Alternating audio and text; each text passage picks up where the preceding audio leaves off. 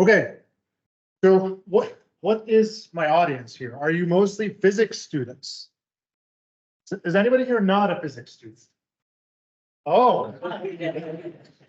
Okay, what are you? You're not physics. Math. Math? Okay, so more math than physics?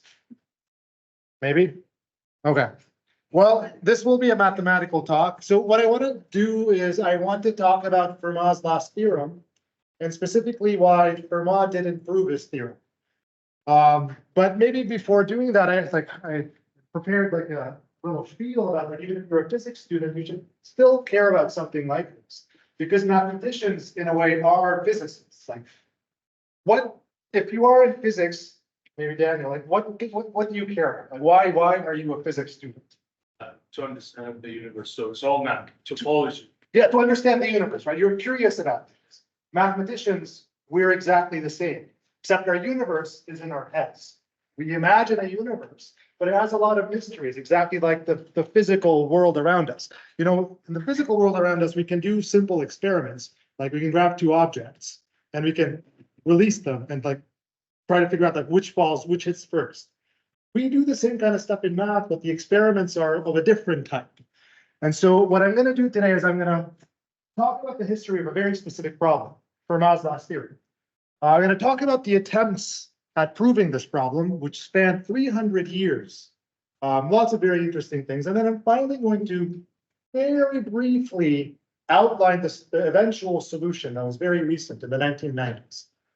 This will be very high level, so I'm not going to give like any real details, but it's mostly going to be a sketch. So let's maybe begin with the main object here, which are Diophantine equations. So if you ask a random guy on the street, what does a mathematician do? They'll probably respond like, why are you talking? But if you find somebody who's maybe more friendly, they'd say like they probably solve equations. And number theorists, some number theorists at least, they study a specific type of equation, and these are called Diophantine equations. These are equations that sort of look like this, so a bunch of polynomials and several variables. But the catch here is we want solutions that are integers, not real numbers, not complex numbers in general, but whole numbers like 1, 2, 3, maybe -1, -7, something like that. And I have on the slide here 3 examples of Diophantine equations. These 3 are actually famous Diophantine equations, but I'm going to focus at the beginning on this one. But maybe before that, Diophantine equations, like why are they called that? So the name comes from Diophantus, who was a Greek mathematician. You know, the Greeks contributed a lot to mathematics, but maybe if you say Greek mathematics, the first thing you think about is Pythagoras, maybe Euclid. But at the same time, there was another mathematician who did a lot of number theory, Diophantus. Not much is known about him, except that he lived at some point, and he wrote a book, which you see here. This is Diophantus's Arithmetic. And in that book, he posed a lot of algebraic problems, eventual equations that kind of look like this, that, you know, like that a lot of people really enjoyed. In particular, Fermat, the person I'm going to talk about, he had a copy of this book. And maybe I'll get to that in a minute. But here is an example of one of these problems that Diophantus had in this book. You got to remember that this was like 2000 BC. So the algebra, the symbols of algebra like X and Y, they weren't around. People would use words to describe these equations. It's super cumbersome. So this problem is known as his epitaph. So presumably something that he would put on his tombstone, and it goes as follows. Here lies Diophantus, the wonder behold. Through art algebraic, the stone tells how old. And then it goes on, it says, God gave him his boyhood 1/6 of his life, 1/12 more. So it's an algebraic equation in some sense. If you sit down and try to parse it carefully, try and understand the language, you end up with something like this. And this is what the book was like. It's a bunch of riddles that eventually, if you unpack them in modern language, they look something like this. This particular equation, if you solve it, you get Diophantus's equation. This is a very simple equation, though, because it's just one variable, a bunch of fractions. You move things around. I think you get 81 or something. That's when you get. So that's an example. But now let's maybe move on to something slightly more interesting, equation that has multiple variables. So when you add more variables, things get more complicated. The equation I want to look at is something familiar to most school children. It's the Pythagorean equation. Of course, like in the context we see it is these are side lengths of a triangle, and that's the hypotenuse. And this is the relationship that these geometric quantities satisfy. You can also interpret it in another way as follows. Imagine you have two squares, one of side length x and one of side length y. What you're allowed to do is you're allowed to break up these squares, cut them up, and then reassemble them into another square where the side length is set. So the area of the first square is going to be x squared, the second one y squared. So you reassemble them into a bigger square, same shape, whose area is squared. Now, if you want to find solutions to this equation, it's really, really, really easy if you want real numbers. Here's one. Pick any x and y you want, and then solve for z. For example, pick x equals 1, y equals 2. Then you get 1 squared plus 2 squared, that's 5. And then z squared equals 5. Easy to solve that, plus or minus square root of 5. One z positive, square root of 5, and there's a solution. Very easy, but not interesting because it's very easy. It's way more interesting, or like more challenging, interesting to me maybe, but more challenging at least, to find integer solutions. And geometrically, these would correspond to triangles where the side lengths are whole numbers. So things that you can maybe construct in some real sense. There are some. These are maybe familiar triangles that you've seen, like the 3, 4, 5 triangle, which is 3 squared plus 4 squared is 25. And then another one like that you might have seen is 5, 12, 13. 5 squared plus 12 squared is 13 squared. And then there's this one, like less than that, but it's still correct. So 8 squared plus 15 squared is actually 17 squared. Are there any more? It's a natural question we can ask. And in fact, the answer is yes. There's infinitely many of these triangles. There's infinitely many Pythagorean triples. So Pythagorean triple is a triple of positive numbers, x, y, z, that are integers, that satisfy the Pythagorean equation. So there's one right there. What's maybe interesting about this is that, how do you discover them? Not by just grabbing a calculator, plugging things at random. Right? That's crazy. I mean, maybe you'll stumble upon these, but like, how would you find this? And there's like infinitely many. So there's ones that are like 1,000,000 digits long. So there's some structure that tells us what's happening. Maybe like as a hint to that structure, take a look at this first one. Here's something that we can notice. It might not be obvious, but if you dig deep, you start to discover weird truths in the mathematical universe. If you take 3 and you take 5 and you add them, you get 8. You divide 8 by 2, you get 4, and that's a perfect square. So if you take the first guy, add it to the second guy, divide it by 2, the result is a perfect square. Look at the next one. 5 plus 13 is 18. Divided by 2, it's 9. It's a perfect square. Do it down here. Well, it's not going to work with the 8 and 17 because that's an odd sum, but do it with 15 plus 17. Divide by 2, 16, which is a perfect square. So there's some structure hidden, some. And in fact, it's actually not difficult to list all the possible Pythagorean triples. We have formulas. And there's the formula. If you pick whatever you want for k, m, and n, subject to the small something, you can generate every known Pythagorean triple. So in some sense, we can fully solve this equation of 3 variables, this nonlinear equation. Who cares? Who cares? I mean, but the point generally behind these things is not the equation itself, like x squared plus y squared equals z squared equation, but like, I don't care about this equation specifically, maybe. But what really is important about these things is you don't know how to solve this, then there's something that you don't know about mathematics. This is a very simple equation. 3 variables, maybe it's not linear, it's the next thing up, but it's very simple. And if we can't solve this, then there's something very basic that we as a collective species don't know. And that's what makes these things interesting, is that by knowing how to solve them, then you unlock the secrets of the mathematical universe. Right, so if you don't know how to solve them, then there's like, it's like living in this world and not knowing about gravity, like not understanding the theory of light. That's how I like to think. We should know how to solve these things. Otherwise, it's embarrassing.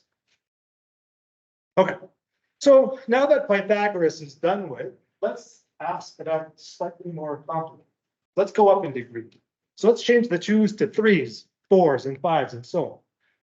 This has a geometric meaning, this first one. Just like the geometric meaning here is you take two squares, you disassemble them, and you make a bigger square. Here you can take two solid cubes, disassemble them, and make a bigger cube. If you can, then there you found a solution. But now this gets tricky. Can you actually find any solutions? Of course, you can find real number solutions, pick x and y and find z by taking cubed. But can you find integer solutions? And if you stare at this, I can see a very easy solution. Can anybody here see a really easy solution? 0, 0, 0, right? That's a solution. That's boring. What about something slightly less boring? I can still see something slightly less boring. 1, 0, 1. 1, 0, 1. So if one of the variables is 0, this is very easy to see.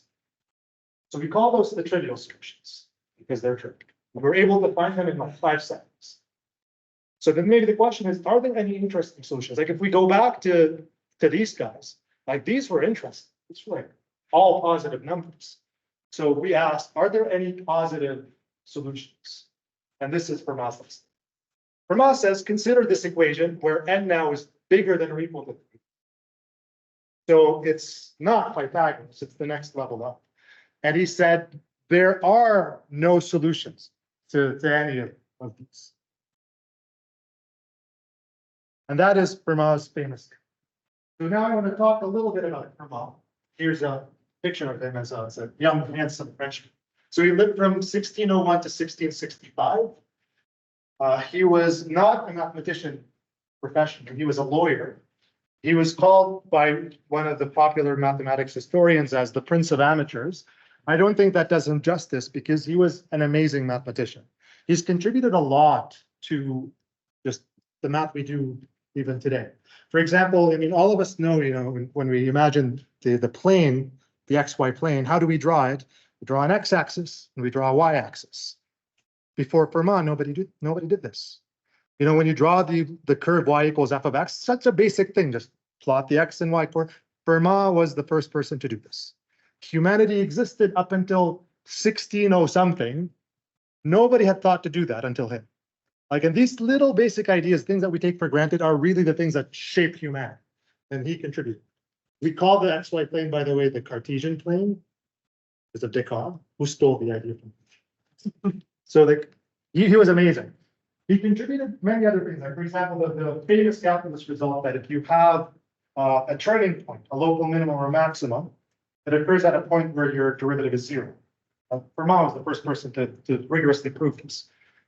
But what I want to focus on is his number theory. So like the Fermat theorem here is on this postage. That's probably what he's most famous for, even though he's done many other much more remarkable things, like this little here.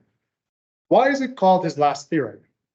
So Fermat was a very interesting person. So he had a copy of Diophantus's arithmetic. This is the book I had over here. He had a copy of it, and he would scribble down as he kind of thinks about these mathematical problems. He'd find something in Diophantus, solve it, write it in the margin. And this is how he would record his notes. And somewhere in Diophantus, he is famous for having left this little cryptic. Yes. It's possible to separate, it is impossible to separate a cube into two cubes. So you can't solve x cubed plus y cubed equals z cubed. Or a fourth power into two fourth powers. This is an n equals 4 case. Or in general, any power higher than the second. So beyond the Pythagorean equation, there are no solutions. And then this is the famous line that everybody kind of knows about. So he said, I have discovered a truly marvelous proof, which this margin is too narrow to contain.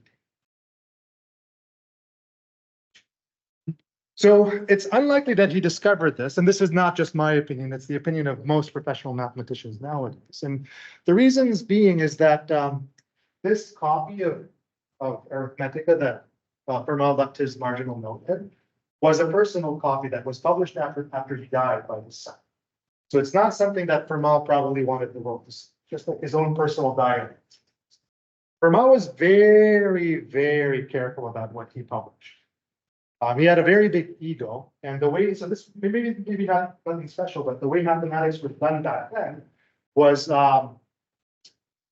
mathematicians would challenge the honor of other mathematicians. So if you come up with an amazing mathematical discovery, unlike today where you would publish it in a journal or just put it up for free on the archive for everybody to see, back then you would hide as much of your solution as possible and pose it as a challenge to other mathematicians. In particular, if you're French, you would always pick on the English. And so Fermat was very well known. He would always come up with this amazing number theoretical fact. And he would challenge the mathematicians of England. It's like, you guys can do it. Here's this amazing thing. I know how to do it. Can you? And it's like so many of them. But he never did it with his last thing. If he really had a marvelous proof, just judging by how he acted, he would probably have poked a little, like, you think you're so clever. And it's like, but no, nothing. Except he actually did pose the n equals 3 as a challenge. He did, and he posed the n equals 4 case of the equation as a challenge. Nothing survives about the n equals 3 case in this correspondence with other people, but the n equals 4 case, he actually wrote up a proof. And in that proof, he came up with one of the most amazing ideas in number theory, which is the method of infinite descent. This is kind of like doing induction in reverse, where you start at infinity and you go all the way down to 1. And he did that. But that method, by the way, doesn't work for the general equation. But anyway, like he showed the world this, but he didn't show the world the general n case. So it's unlikely that he had it. Most mathematicians nowadays think that he probably thought he had proof, but he probably made a mistake and then maybe later realized it. And that's why he never published it. All right, so that's the history of the subject. So we have this like mathematician who wrote down this kind of passing comment in the margin of his book. It's a very simple equation. Question. Like a format like published some, so at least one that turned wrong. Exactly one. So Fermat had, so in his copy of Diophantus's Arithmetica, he left a lot of conjectures. All of them except for one were correct. So he had a really good track. There's one which was incorrect, where he thought that numbers of the form 2 to the 2 to the n minus 1 are primes. And then Euler found the first counterexample by just computing a gigantic thing in that. That is the only conjecture of Fermat. So those numbers are called Fermat. The ones that aren't, the others are. Yeah, and every proof he published was correct. Maybe not up to the standards of modern rigor, but mostly correct. So he wasn't a klutz. He knew what he was talking about. And this is why people took this seriously. Like there are a lot of people who like would say like, oh, this is true, and then like nobody cares. But people really respected him. That's why he became such a legend. Okay. Any other questions? Because now we're going to shift gears to the modern. Going to do a very rapid tour through 300 years of history. Any questions about the prehistory? Okay. So Fermat died around 1670, and his copy of Arithmetica got published after he died, and it had like all these conjectures in it, and one by one they were proved, except for his last theorem, and that's why it got the name. But so what did people try to do with this equation? Natural thing to try to do is just tackle it one n at a time.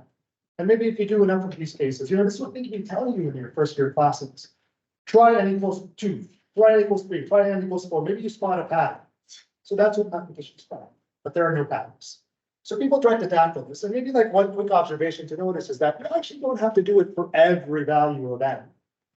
If you can do it for the prime numbers n, then you're done. Because, for example, imagine looking at the equation where n equals 10. So you have x to the 10 plus y to the 10 equals z to the 10. 10 factors as 2 times 5. So that equation looks like something squared to the 5 plus something squared to the 5 plus something squared to the 5. So if you know that there are no solutions when n equals 5, there's no solutions when n equals 10. So it's enough to kind of reduce to things that can't be factored. So it's actually enough to know when n is prime or n equals 4. N equals 4 was dealt with by Fermat, so it remains, the problem is now to figure out what happens for all odd prime numbers n. And so this is what mathematicians tried to do. They tried one prime at a time, They got really far, but all the solutions were hacky. They relied on tricks, and there's just no general uniform idea anywhere to this. And the solutions are very complicated. Even the n=3 case, super complicated. The n=5 case, forget about it. Like you need graduate training in algebraic number theory. Now, on the other hand, there were a lot of incorrect general proofs that tried to handle all n's together. And these generally came in two flavors: complete trash, like just nonsense. And we still get them today. So in my inbox, I have many claims of proofs of Fermat's last theorem, the Riemann hypothesis, that I would classify as complete garbage. Also, people's NP, I got a proof last week and I haven't looked at it. But probably also complete garbage. But the other ones were published by legitimate mathematicians who actually know what they're talking about. They were not obviously incorrect. This is a double negative. So they were incorrect, but in a very subtle way. And try to understand how they were incorrect was actually a huge driver of mathematics. A lot of the mathematics that's around today, a lot of the number theory at least, is due to trying to understand what was wrong with these solutions. And we suspect that one of these incorrect solutions is actually Fermat's. So there's a very, very kind of tempting approach that you could try to do, where you just kind of factor things. It's vague, but you try to factor things, but not in the world of integers, but in a slightly larger world.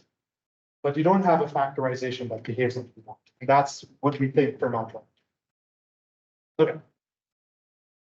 So that was 300 years basically of people futzing around and not getting it, or just making mistakes, but contributing to a lot of interesting things. Until around 1970, so very recent, where finally an idea that eventually worked popped up. And the idea was, let's try a proof by contradiction. This is not the idea. Of course, you would always try a proof by contradiction. It seems like the most natural approach. So what is a proof by contradiction? Well, you have a claim. So you assume the claim is false, and you derive a contradiction. So in this situation, the claim is that there are no integer solutions to this equation. You can't find it. So suppose you have one. So you have this solution ABC. And then maybe do some manipulations and get like 1 = 7 contradiction.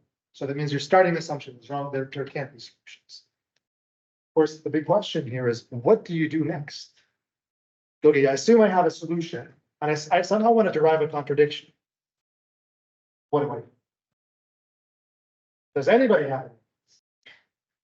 Just like looking at this, you want to manipulate it maybe, and you want to somehow get something.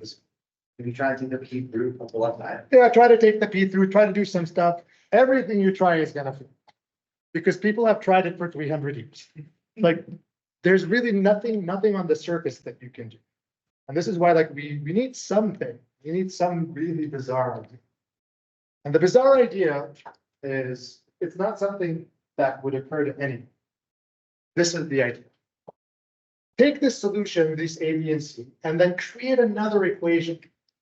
The equation now is y² equals this expression, where the A and B show up on the right side. Why? If you grab this thing and then you make this other thing, why not? There's absolutely no reason. Well, in hindsight, there is.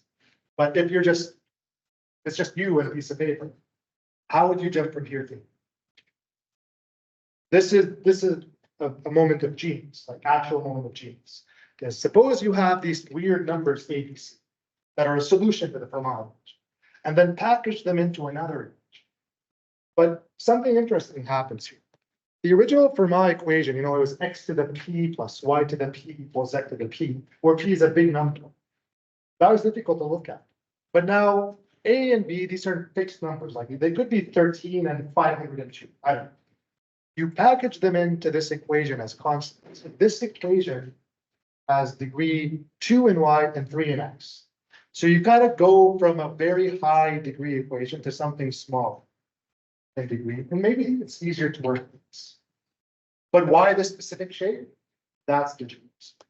So this actually turns out to be this equation here is an example of something called an elliptic curve.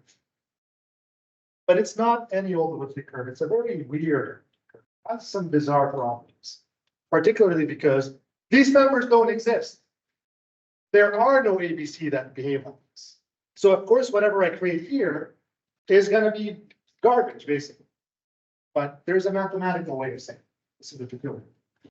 So what is an elliptic curve? So an elliptic curve basically is the cubic equation in X. That's all it is, in essence. So here are 3 examples. This, there's a y squared, but really the big term on the X is what makes us call this cubic. Next one is a little bit more interesting. So that's us. And here's our Fry curve. Fry, by the way, is the person who gets credited for coming up with this idea, but it wasn't him, it was somebody else. It's a general rule in math that if something has a name, then the name has nothing to do with who came up with it. So this actually goes to somebody, his name is Elo, which is much more difficult to say. Fry, probably why we call it the Fry. Okay, so here's a picture of an elliptic curve. This is the elliptic curve y squared minus y equals x cubed minus x. And you might think an elliptic curve because it has an ellipse in it, but that's not at all the case. Because equations of ellipses and stuff like that are quadratic. Circle is x squared plus y squared equals 1. Ellipse is just structured out. It's a quadratic. The name elliptic curves comes for historical reasons. I'm not going to explain where that comes from. So one of the popular books on elliptic curves begins by saying it's possible to write endlessly about elliptic curves. This is not a threat. So I will not say much about elliptic curves or where the terminology comes from, except I'm just going to say that they came from the problem of trying to calculate the arc length of an ellipse, which is a very difficult problem. Arc length of a circle is really easy to calculate. Arc length of an ellipse, very difficult. You need special functions for the physicists here. You physicists here, you need things called elliptic functions, and elliptic functions eventually lead to ellipses. All right. But anyway, so in effect, what we've done is we've replaced our original Diophantine equation, the Fermat equation, with this smaller equation, still a Diophantine equation. So what you might try to do now is you might try to solve this. So what I want to do is I want to tackle that in a situation where I actually can say something. Because with the A and B there, I don't know what they are, so they can't be the same. So let's look at a very simple elliptic curve, and let's try to solve this. Let's try to find all integer solutions. Now, staring at this, there are some very obvious solutions that we can read off. In particular, if you set y equals 0, then I just have to factor x cubed minus x. I can get that x is plus or minus 1 or 0. So there's 3 solutions that stare us in the face. But are there any others? So how about you try to find these solutions? Let's say I got these by setting y equals 0. Maybe set y equals 1 and try to factor the cubic. If it has integer solutions, list them down. Then go to y equals 2, and then y equals 3, and then y equals 4, then 1. But of course, you can't do this because the integers are ignorant. So you cannot perform an exhaustive search. You might be able to check y from 0 to 7 trillion, but guess what? There's still 7 trillion and 1 to 7 bazillion. Another made up ones. No way there. So what do? Mathematicians have a trick. We replace the integers with a finite model of the integers called the integers modulo p. Effectively, what we're doing is we take the integers, which you imagine is lying on an infinite string from negative or this infinity to negative infinity like this, and you loop them around and make them into a circle. And you see there's a clock there and there's a clock there. Clocks are a very, they're a good example of what I mean by this. So what I'm going to do is I'm going to work in the integers modulo 12. So that notation there indicates integers modulo 12. So on a clock, these numbers 1 through 12, you can think of them as representing all possible integers. You just have to cycle around the clock. So for example, suppose you start at 7 o'clock and somebody tells you 8 hours later, then what you do is you start 7, 8, that's 2, 3, 4, 5, 6, 7, 8 hours later puts you at 3. So 7 plus 8 is 3. So you can keep cycling and cycling. And the way to do this in a slightly more kind of compressed way is to say, well, 7 plus 8 is 15. But I know in a clock, anytime I see a 12, it's kind of indicates a full revolution. So I kind of add by having an addition period of 12. So like sine has a period of 2 pi, cosine 2 pi. Addition in this world has a period of 12. So 15 is 12 plus 3, which if I count 12 as a period, then 12 plus 3 is just. And that's how we get this 3 o'clock. And you can do this for any integer n, so you can work with integers modulo n. And so here's how you work modulo 5. You just add or multiply as normal, but pretend that you cycle periodically with a period of 5. You want to work 12. So for example, 3 plus 8 is 11, but to get to 11 is two 5s. See a 10, which is 5 plus 5. So that 5 plus 5, I ignore it. It's a period. It's like seeing 8 pi, sine x plus 8 pi. You just get rid of it, and you're left with 1. So in this universe, 3 plus 8 is actually just equal to 1. So as maybe a check to see if we're following. You've never seen this. What's 4 times 7? We're working with like cycles of length.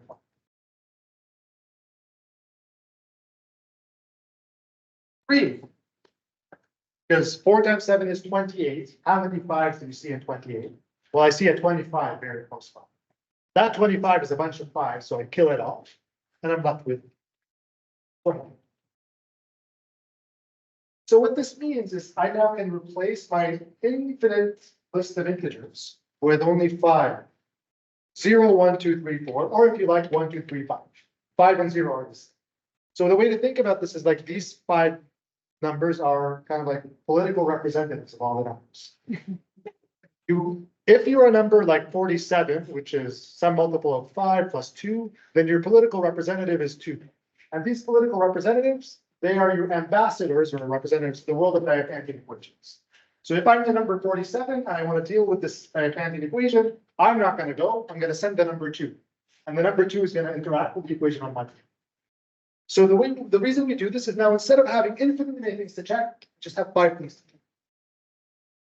So let's go back to the equation. So I had y squared equals x cubed minus x. And now I want to try to solve this, not in the integers, but in the representatives. It's very easy now because there's 5 choices for x, 5 choices for y. So there's literally 25 choices in total. And you can write them all down, right? There's 0, 0, 0, 1, 0, 2, up to 5. And then just plug them in and see if the 2 things are right. You can just do it. It's a lot easier to make a table like this. List all the possible values of x. List all the possible values of the right side, x cubed minus x. So when x is 0, x cubed minus x is 0. When x is 1, it's 0. When x is 2, it's 6. It's 8 minus 2. But 6 is 1 modular. It cycles. It's 1 plus 5. And likewise, 3 cubed minus 3 is 27 minus 3. It's 24.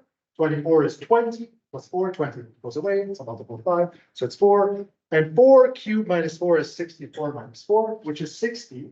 60 is divisible by 5, so it's just 0. So here are the values of the right-hand side. And now remember, we want this right-hand side to be equal to y squared. So we're going to ask, like, which of these are squares? And if you look at them, in this case, all of them. So 0 is 0 the square of something? 0 squared. 0 squared. Is 1 the square of something? 1 squared. And minus 1. 4, 2 squared. And also minus 2. So we can find all the solutions. And so we've solved the equation modular. So even though in the integers, very difficult to solve, in this world, it's a finite computation. You can solve it. And if you count the number of solutions, so I get 1, 2, 3, 4, 5, 6, 7. So there are 7 solutions modular. If you kind of look at it, it's kind of interesting. So you see this kind of like 2 of the solutions in the integers. So these are actual solutions. Like if you plug in zeros, those are integer solutions. Plug in 1 and 0, that's an actual solution. But if you plug in 2 and 1 into here, x equals 2 and y equals 1, that's not an integer solution. So you found solutions modulo 5, but not all of these are actual integer solutions. One of the big problems in modern number theory is how do you actually use this information to detect actual integer solutions? So what we're actually doing here is we are zooming in on the prime 5 and studying the equation local. And so what you get here is you get local information. But what you want is you want global information in Z. And so an idea then would be is like, okay, why did I fixate on the prime 5? I could look at the prime 7 and 11 and so on. I can look at all the primes. Maybe if I look at all the primes together, then maybe somehow I can kind of combine all that information to figure out what's going on. Because these are all the local spots. If you want to study something globally by looking at it locally, you should look locally at it. This is what we do. So now the talk is going to get this. So what you do is you list the prime numbers, and then you play this game of just counting the solutions of your equation. So now just focus on the second column. So we saw when P was 5, like on the previous slide, and we counted that there are 7 solutions. So P5, I have 7 solutions. Do this for all the primes and list the solution counts. Ignore the third column. If you look at the solution counts, they're kind of chaotic. You might think maybe there's some regularity, maybe 7 shows up a lot or something, but then there's like 39 solutions. It's really random. What we'd like to understand is like, how are these things growing? Because like, if you understand things locally, you probably know like how many solutions there's. It's an interesting thing to think about. But it turns out for various reasons that it's actually a little bit better to recenter your data. It's a common trick in statistics. You know, the bell curve you should fit around. So I'm going to center it at P for various reasons, but instead of looking at the number of solutions, I'm going to look at P minus the number of solutions. So this way I kind of incorporate the prime P into this. So now what I'm curious about are these counts. So these counts are representing the solvability of my equation. If all these counts are 0, then that means my equation has no solutions in it. Maybe that would lead you to believe that there are no solutions. If the counts are like very big, then maybe there is a solution or something. But things like it might tell us something. So how do we actually figure this out? Now, the physicists in here might be delighted because you make an infinite series. Number 1 tool of physics. So you take these counts and you package them into an infinite series. So for example, if you look at when n equals 5, the coefficient of q to the 5 is -2, which was the -2 I have from here. If you look at the 13, I have a 6 here, and that's the count from. So you take these numbers and you package them into an infinite series. I have to tell you how to get the ends that are not prime, but there's a very simple formula that tells you how to get the non-prime from the non-prime signatures. But the general philosophy behind these things, these are called generating series, is that if you have a sequence of numbers that you would like to understand, and if you suspect that the sequence of numbers has some magic in it, there's something going on, then if you package it into a generating series, the generating series will know about these numbers. Somehow the function you create from these coefficients, it knows about the coefficients in some. Turns out, this is one of the miracles in it. Earlier we saw a moment of genius, now we see a moment of an actual miracle. This particular thing that you create, it looks like a random string or whatever. This is a very, very, very special instance. Something called the modular. What is a modular? Very difficult to define. If you can write endlessly on elliptic curves, you can write more endlessly on modular forms, and everybody will. They're like very mysterious objects. But there's a very simple way of thinking about what they really are. They're just very highly symmetrical analytic functions. So they live in the world of calculus, where derivatives and integrals belong. So one way of thinking about them is that they are souped up versions of trig functions. You know, a trig function like sine, it has a power series. These are the coefficients here. There you go. For example, from the fact that there are no even coefficients, you know that the sine function is an odd function, which says some kind of symmetry in this graph. But perhaps like more surprisingly, the sine function is 2 pi periodic. This is something we take for granted. But I have a question. If this is your definition of sine, how do you prove this? How do you go from this to this? In particular, we know that sine of 2 pi is 0. We learned this when we were 10 years old. If I plug in z equals 2 pi, what do I get here? I get this infinite alternating sum of 2 pi raised to a bunch of powers. That sum is 0. Why? Can you prove this with your bare hands? If anybody can, I'll give you a week. Come show me a proof that you didn't copy from a textbook.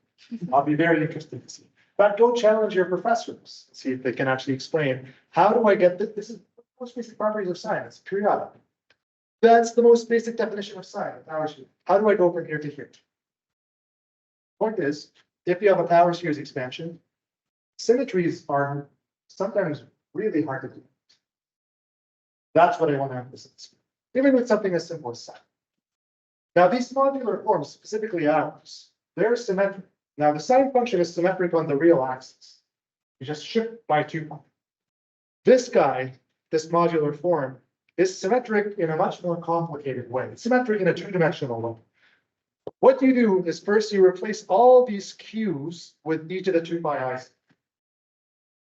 What you've done is you've made this into a Fourier series. So I hope again the physicists will rejoice. Fourier series, fantastic. Get excited because we plug in Fourier series into everything, right?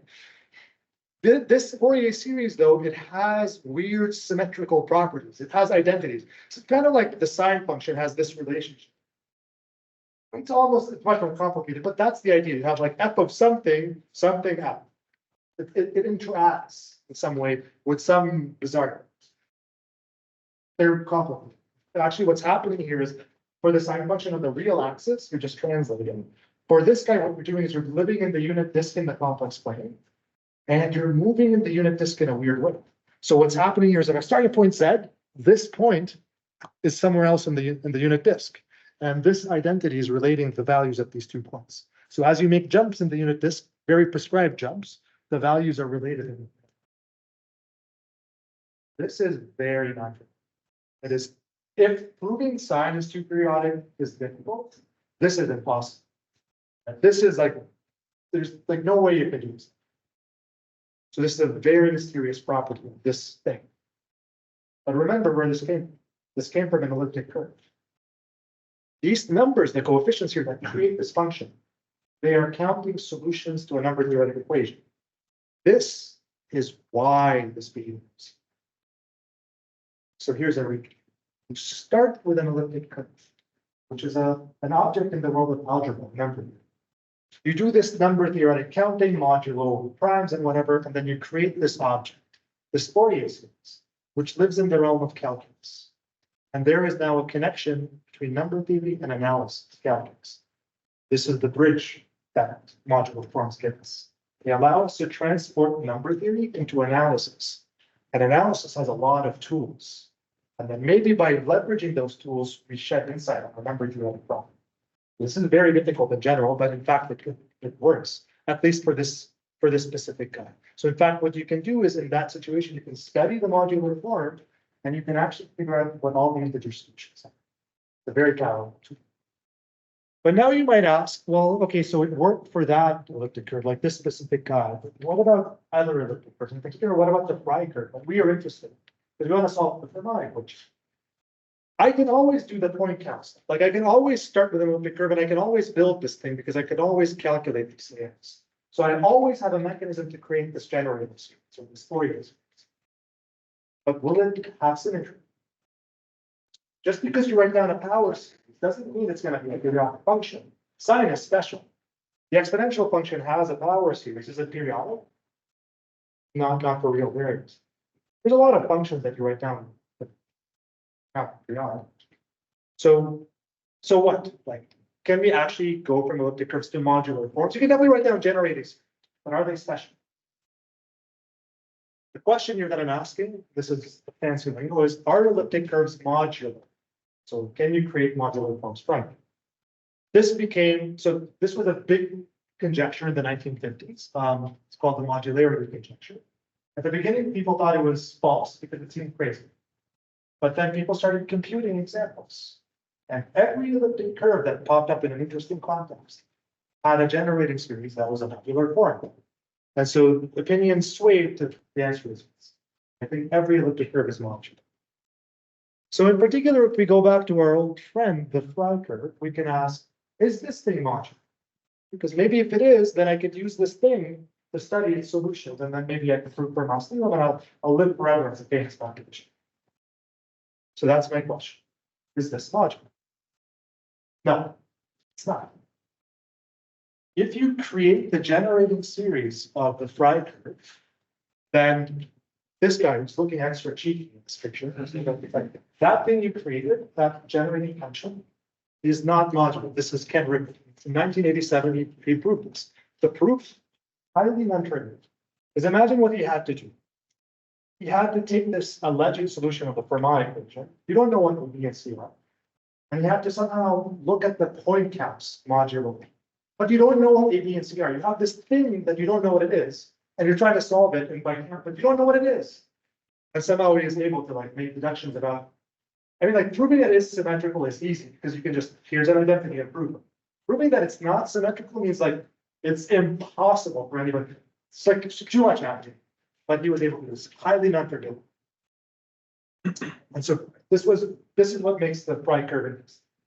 It's an elliptic curve that doesn't satisfy the modularity conjecture, but people thought the modularity was true. But here's a counterexample. This was in 1987. 6 years later, a mathematician by the name of Andrew Wiles shocked everyone by proving that, in fact, every elliptic curve is modular. Every elliptic curve, no matter what you write down, if you create the generating series, that thing is highly symmetrical. Like it's like the sine function. In particular, the Frey curve is modular. But it's not. His Rivet showed that it was not. But it is. Because Wiles showed that it is. And so there's your contradiction. So the Frey curve is not, it can't exist. But how did we build it? We started with the solution of the Fermat equation. Therefore, there can't be a solution to the Fermat equation. There's the proof. I have a couple of asterisks here because Wiles came up with a proof. Wiles came up with a proof, but there was a gap. But he later patched it with one of his students. So that's fine. But he actually didn't prove that every elliptic curve was modular. He proved that a large family was modular. In particular, that family was large enough to contain a Frey.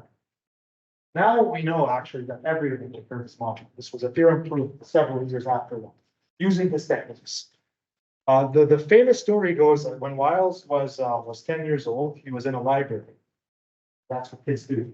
They go to libraries. And he found this math book, because also that's what kids do. They look at the math section.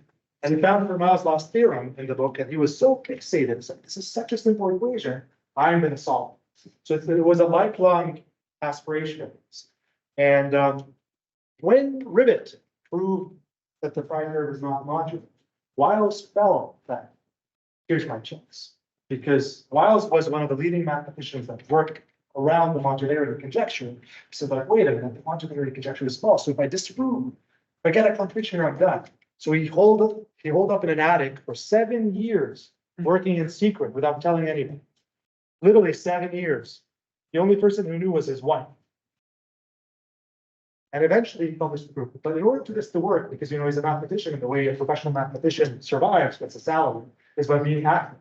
So he had written a lot of very strong papers that he would publish periodically over 7 years, so that people weren't suspicious. But at super, we go back home and go upstairs and ask how it can work. And then eventually he solved it. But then there was an error. I don't know how he came up. Like if this was me, if I was working for 7 years and I come up with something and somebody just really said, there's no that. I would give up. Maybe switch to carpentry or something. But yeah, he persevered and he got it, which is one of the big successes. And so here's the sum. Here's a proof of Fermat's theorem that can fit in a margin. Start with a solution ABC, pretend it exists. Take the Frey curve. That Frey curve is not modular by the work of Rivet. Oh, wait, it is by the work of Wiles. Contradiction. There can't be no solution here.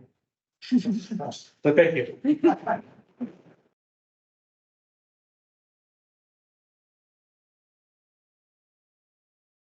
I'm happy to take questions. Maybe I'll let